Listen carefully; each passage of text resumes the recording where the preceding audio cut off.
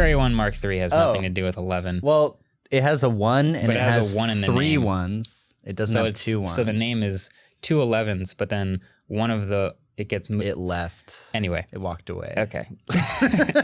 The review of the Sony Xperia Mark III is now live on the channel. Hey. And I wanted to shout that out because this, I'm going to hold it up right now. This has got to be the most oddly put together set of flagship parts I've ever seen. Yeah. It becomes uber enthusiast. It's like a really good phone. Yeah. I really enjoyed using this phone fantastic. except for the one weird auto rotate bug. Uh-huh.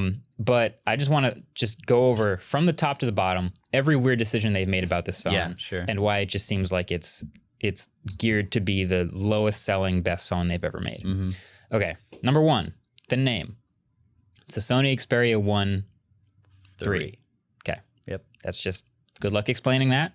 You can say Mark III. Yeah. You can say it's the third one.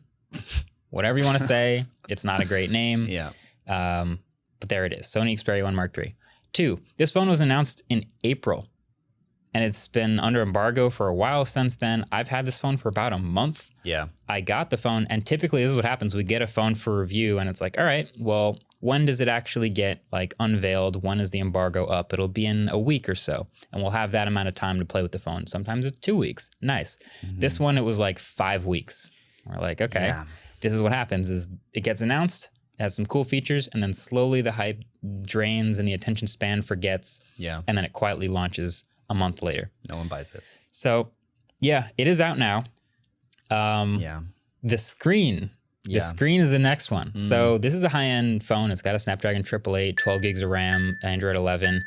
But the screen is a 21:9 4K OLED at 120 hertz. So it's a battery burner. It definitely burns through battery, but it's 4K all the time, and you cannot change the resolution. And that, to me, is kind of crazy. You can change the refresh rate between 60 and 120. Would you even want a 4K phone? Or it's one of those things that like they have those compatibility, like not compatibility checkers, but they have these grids online that you can look up. That's like, what resolution do you need for how far away you are from your device? And it's usually for TVs. And it's like, you only need 4K if you're sitting up this close, because then you'll start to see the pixels. Your phone is like 6 inches from your face. Yeah. So I think that's why Apple did the whole Retina display thing, was because like, look, you're here. Yes. You know, it's like, at least you can toggle the 4K mode on in YouTube and know that it's giving you all the True pixels. 4K. Yeah. But it just feels like something they felt like they needed to do because they have the Bravia line of TVs. I would be fine with it. It's just you can't turn it down. Yeah. Like Sony put a 1440p screen in a lot of their phones, and at any point you can just switch it to 1080p mode and you'll save battery life, you'll save power, you're pushing less pixels, performance will be better, and you just know you have the ability to do that at any time. If you want 1440, turn it back up. Now you can watch the video at full res. This phone is 4K, which would be a great option, but you cannot turn it off. And I wonder if they'll add that with a software update or whatever. But I mean, it's a great looking screen. But like you said, if you're thinking about Retina display, that's like 250 to 350 PPI is like pretty good. Yeah. This is a 640 plus PPI That's panel. insane. Like, yeah. I gotta say, like, I do appreciate high density displays. I remember when the LG G3 came out, and it was like it was the first 1440p phone, and it just blew my mind. And they had all of these demos built into the phone that would just be like 1440p video, and you could show your friends, and it was amazing. And I like 1440p phones. I just find it hilarious because like Samsung, for example, who like when the Ultra came out, everyone was like, oh, but I want to run, 1440p at 120 hertz. And they're like, haha, you can't do that. You can run 1080p at 120 hertz, or you can run 1440p at 60 hertz. And yet Sony's just like, lol, nah, you're going to do run 4K all the time. At 120 hertz. No just choice. Like, oh my gosh. And you're going to like it too. Yeah, exactly. No, this is a really interesting choice, and we'll see if that ever changes. But then also, okay, this phone also has it's a nice design. It's matte black. It's kind of like soft touch. It's pretty squared off, but it's got a ton of like these niche features that you just don't see combined to phones nowadays. Yeah. One, headphone jack. Yeah. Wow. Nice. They added that in the 2, by the way, in the Xperia 1.1. They didn't have it? Windows 11. Then, 1.1. And the Xperia 1.1, they didn't have it, which was like, you know? It's like, Sony, this is your chance. Yeah, exactly. So they added it back. Yes. It's still here. Yeah. There's this really nice haptic motor and this like sync where it'll like sync to the beat of your music and vibrate the music, which is, Xperia XZ2, they added that, and it's kind of ridiculous, but whatever. It works. Yeah. It's a powerful motor. I dislike when there's like a weak vibration motor and you like miss calls because of it. Yeah. Toolless SIM card tray. Sony's always had this, and it's so underrated for tech reviewers. So happy. Like, I know people generally don't care, but it's so nice. And especially because they also have dual SIM and a micro SD card slot. Micro SD card expansion. Yeah. Yes. So you can add up to 1 terabyte of storage via micro SD. That's a dying breed. How many dying breed things do we have in here? There's a LED notification light on this phone. Yeah. You really don't see that very often. I remember when I had to like run CyanogenMod on my Galaxy or my Nexus 6 to be able to enable the LED notification. Oh yeah, because it had one, but it didn't talk to any apps. Yeah. That was a weird time. That was weird. Like, they were going to use it and then they scrapped it, but you could like get it back if you ran your own custom ROM. Yeah, and then it would glow like green for texts and yellow for Twitter and like blue for whatever. Like that was cool. Mm-hmm. This phone's got custom buttons, okay? So all the way on the right-hand side, power button and fingerprint reader. Yep. Volume rocker up here, which is nice. Custom single button down here just for Google Assistant. Yes. Very nice. Give me that. Very nice. I love it. I kind of wish there was a software toggle to continually make that whatever I want, but I would have made it Assistant anyway, so cool. Yeah.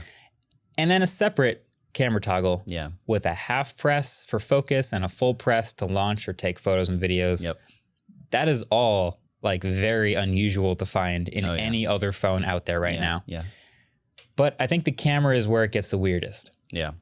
So we've got triple cameras on the back, a regular, an ultra wide, and a telephoto. Yep. But the telephoto has 2 different focal lengths. And this was we were trying to figure out how they did this or you know, what exactly is happening inside the phone.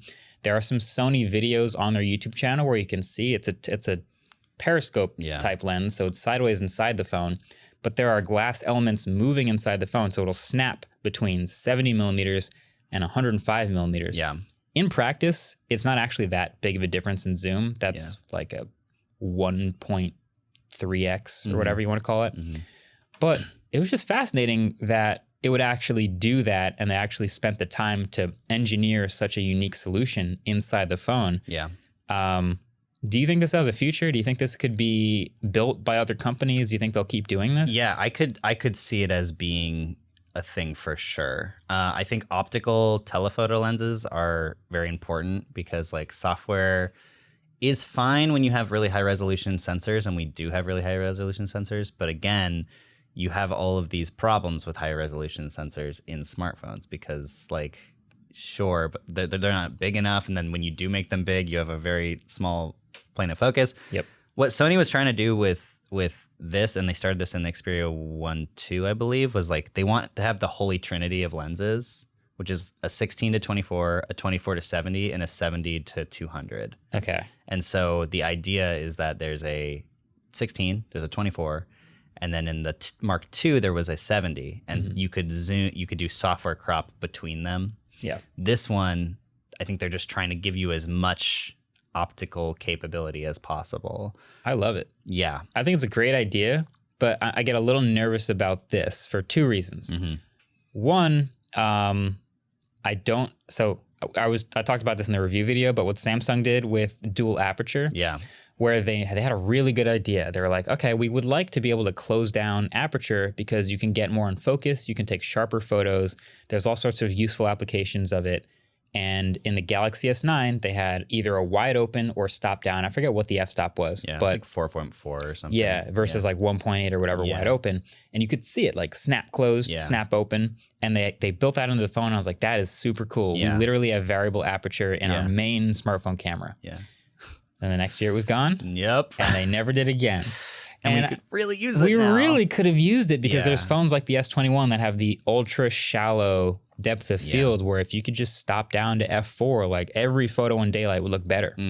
So the fact that they never brought it back despite being super useful makes me nervous that this might never show up in another phone again. It's just a gimmick. Nobody's going to buy the phone. Sony's going to realize all the R&D money was for nothing and then it's gone. Yeah.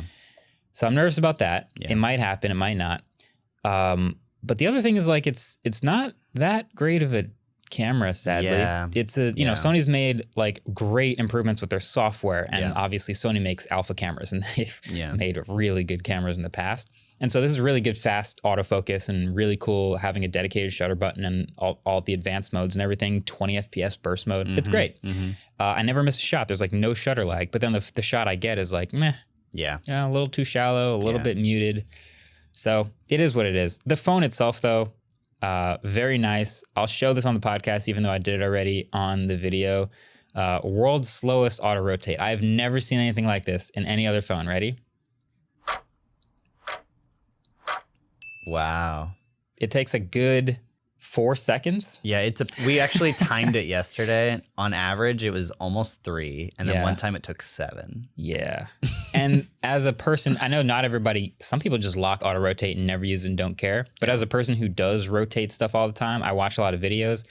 It got very annoying. Yeah. So something to keep an eye on. Maybe they'll fix that with software. But Sony Xperia 1 Mark III, $1,200. If you can get over that, then you'll have maybe not the world's first variable aperture or variable zoom, but a couple really impressive things, 4K screen, and a nice smooth Android experience. Yeah, they're good. Their UI is really good. I think we were talking about this yesterday. It's like I think the S21 Ultra at $1,200 is a better overall package for people who care about the things that most people care about. Yeah. But if you're like a hardcore, just like I want the best everything, then like these are really good phones. Yeah, I would argue the S21 Ultra for the same price will give you all better cameras. Yeah. They would give you a better screen despite not being 4K because it's bigger, much brighter. Yeah. They would give you better software. They would give you better battery life. They would give you faster charging, and they'd probably give you more software updates.